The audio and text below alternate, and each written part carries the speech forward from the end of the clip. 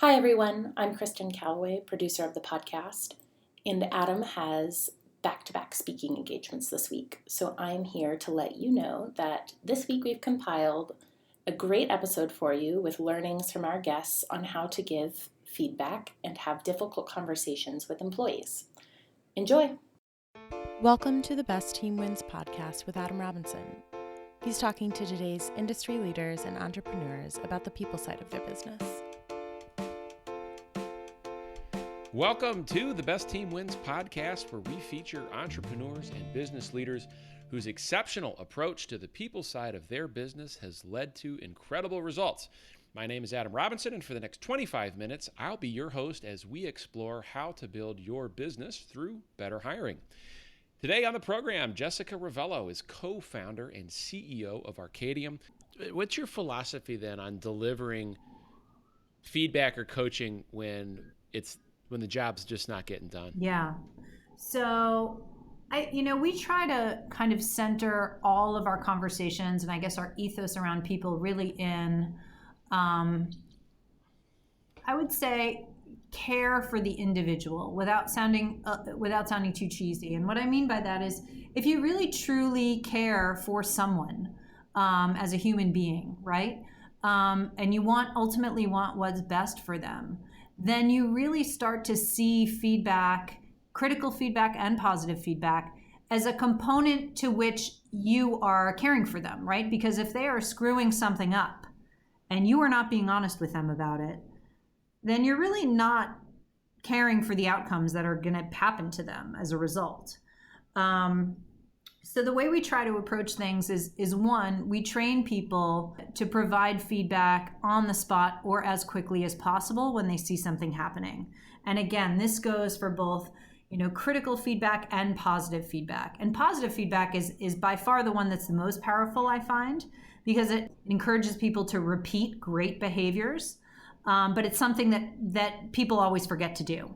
Right. So I tell people, if you see somebody running a great meeting, say, hey, Jim, can I give you some feedback?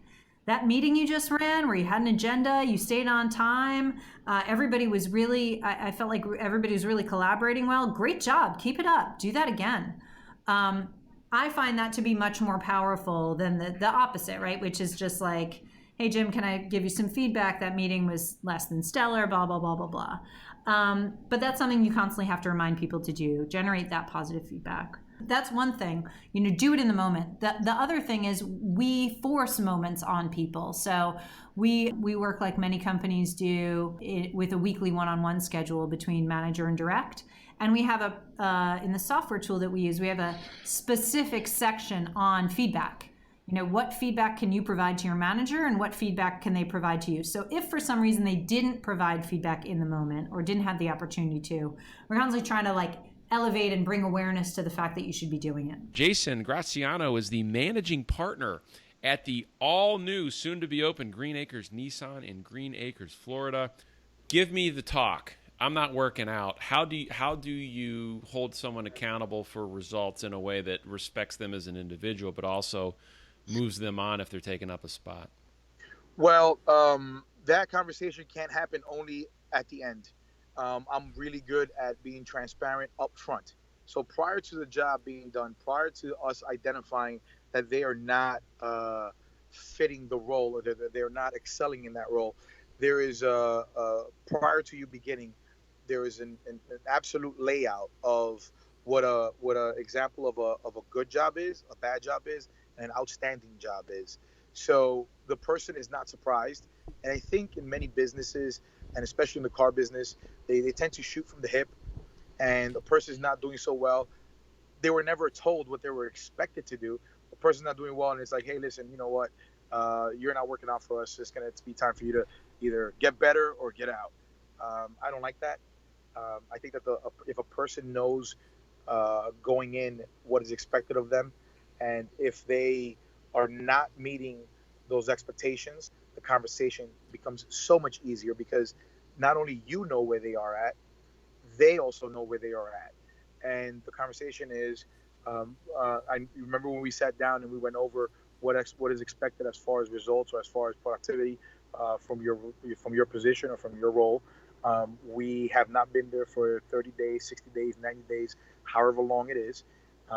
We're going to have to make some adjustments. And, the adjustments include you. They don't exclude you, they include you. So I feel like we will be able to try something different where you can help out yourself and the company. What do you think about that? And then have the person respond and then ask them for their feedback. Well, where do you think you'd be able to do a better job within the company? We don't want to, and if you come off honestly and sincerely that you want to keep them in the company and you want to find the right fit for them, they'll come up with solutions for you. Fred Bateman, the CEO and founder of Bateman Group. I think, our performance review, if you look at our Glassdoor reviews, our performance review process is pretty rigorous. I mean, everybody is reviewed at, usually 3 months, 6 months, and annually, and then generally every 6 months after that in their second year. And I think it's important to, recognize that not everybody is the best fit for agency life or for this industry, making sure that they're treated with a real lot of respect and that there's some counseling in terms of, sometimes people reach a point where the amount of multitasking you have to do on the agency side is just too much for them. And they would benefit by having a singular focus of a corporate side position where there's just, one sort of technology to learn, one industry, one product line, or, what have you. At the agency side, you've got to get really smart and be able to speak knowledgeably to a variety of technology submarkets that really keeps you on your toes. And some people thrive on that and love that. Other people are overwhelmed by that. So I think, we often find that some people get to a stage where, it does make sense to coach them to the corporate side, and then they end up hiring us as their agency, which is great because, I think the respect that we treat people with throughout the process is really appreciated by the person on the receiving end. And, it helps your brand because when they get, they go on into the industry overall, they still look fondly on their time at Bateman Group and tend to recommend us, refer us, or even hire us. Yeah, the ultimate compliment is for a terminated employee to hire you as their agency of record. That's pretty impressive. Rodney Williams is the co-founder and CEO of LISNR. Well, I think over time my approach is to let them go as soon as possible, and then I think I define not going well as one thing. It's not driving business results. That's it, right? It's falling short on commitments that you agree to. It's falling short on things you agree to. I'm a person who gives a lot of autonomy because I think I hire people who should be able to do this job. So if we align on expectations and 3 months from now you don't deliver on those expectations, then you're at risk. Or we need to understand why. And maybe some could be business related or economic related, or something can be other reasons. But we need to align on that, and then we need to try it one more time. And then if that one more time comes, and you're still missing on these, then this is probably not be the best situation for you. But I think I'm very factual and systematic. But I give you an example. Even in the beginning, my president was the right guy. But you give autonomy, which is hard, and you're waiting for him to do right or do wrong. But also what you have to learn is you have to learn how to communicate. And I think that's one of the things that I tend to invest in the organization. We have people that come and talk to us about how you communicate. Because obviously you can imagine, my president and I were culturally very different, in terms of, style, communication, and just everything. So we had to rally behind that common ground and figure out how to communicate if we were going to be effective. Ryan Leavitt is co-founder and CRO at LearnCore. The flip side of upside is what happens when people are struggling to make numbers. Talk about employee feedback and performance management. What's your approach there? We've been bad at that, and we've been better at that. I wouldn't say that we're great at it yet. We're always, again, trying to continuously learn and improve, and I don't think there's anybody could ever be great at this. I think that it's something that just has to be a continuous work in progress. What we do is, again, it goes back to that level of accountability. And when we started to really drive the team to that idea of hey, you're holding yourself accountable, you're holding your team accountable, and you're the company accountable, and you're accountable to all three of those as well. What we started to do is realize, again, to what you were saying before about this culture of accountability. People that are on a specific team are working really hard, and they're really passionate, and they're working towards a common goal. And when there are people that we've hired that their performance is not up to par, and that could be maybe they don't have the skills and we need to coach them. Maybe they don't have the right attitude and they need to be coached. Maybe they're not a good fit, right? Whatever it is, if their performance is not at the same level and their passion and their dedication isn't at the same level as the other folks in the team, they feel that. Sure. And it frustrates them as well. And so what it does is it forces us as leadership to have those feedback conversations earlier and more often. And we need to be able to quickly realize, like, hey, how do we solve this, right? Is it a performance plan? Is it coaching to specific skills? Is it maybe that person is a great fit for the company, but they need to be in a different role? Or maybe they're not a good fit for the company and we should let them go. And we need to make those decisions quickly because, again, we've created this environment where it does impact other people on the team. And ultimately, I see that as a really good thing. I'm sure some people would have, various opinions on that. But if everybody's that bought in and that passionate about it, then ultimately you are forced to have those feedback conversations faster. Well, and if you've got that peer-to-peer accountability, what I've found happens is the person that's struggling raises their hand and they either say, I'm sorry, I'm struggling, I'll do better, or they come to you, the manager, and they say, I'm not happy, this isn't for me, and they take themselves out. Right. And ultimately, things move a little bit faster then as well. Yeah. Which is good. Faster, less risk, less expense. Ken Voelker is the president and CEO of Mighty Auto Parts. I look at performance reviews as, the opportunity to do two things: pat people on the back and kick them in the butt. Because there are always things that they can do better, and you always start with something positive, and then you have the areas for improvement in the middle, and then you end on a positive note as well. Jennifer and Landon Shoup are with us on the show today. Jennifer is the co-founder and COO, and Landon is the co-founder and CEO of Fizz. So let's talk about Fizz. What is Fizz? So Fizz is a tool that facilitates real-time employee feedback. You state that the annual performance review is dead. How did it die? Why is it dead? Yeah, this sort of end-of-year summative assessment that so many of us still use was built in like the 50s and 60s and hasn't been updated since.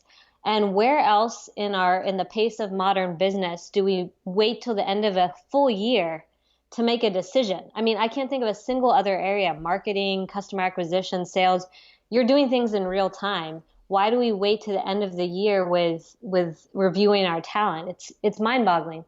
So I think that the way that we tend to approach reviews has been anchored in this sort of vestiges of the past, and it's not keeping pace with the pace of modern business, and also not keeping pace with how the majority of the workforce prefer to be engaged in the workplace. Meaning, there's a lot of younger millennials and even younger employees entering the workforce, and this is just not how they anticipate to interact with their managers. So this has to be a great way to retain employees. What do you see as the potential impact on the workforce of the future of moving to this? Do you think that this is in response to what this incoming demographic needs, or do you think that companies can better leverage this incoming demographic by moving to this? Right? Who's driving who here? The sort of more tenured, older generations are often saying, I can't engage my talent, or they're leaving, they're job hopping too quickly. So they can use this as a way to, engage and retain their talent for longer. And then on the flip side, the younger employees, with a tool like Fizz, it's a way to say, okay, we've heard you, now use this to drive your own career progression. So it can really help meet the needs of both sides of the table, both employees and managers. But more generally, I think the millennial in the workplace is a really interesting topic. I mean, I'm a millennial, so I obviously relate strongly to this. I think that one of the really interesting pieces is agnostic to whatever technology you're using. I think what millennials really are craving is sort of a coaching model in the workplace. They want to know that their managers are investing in them, taking the time to help them individually grow and develop. And that's just very different from how people perceived their workplace relations in generations past. Sure. That's a wrap for this episode of the Best Team Wins podcast, where we feature entrepreneurs and business leaders whose exceptional approach to the people side of their business has led to incredible results. I'm Adam Robinson, author of the book, The Best Team Wins, which you can find online at www.thebestteamwins.com. Thanks for listening, and we'll see you next week.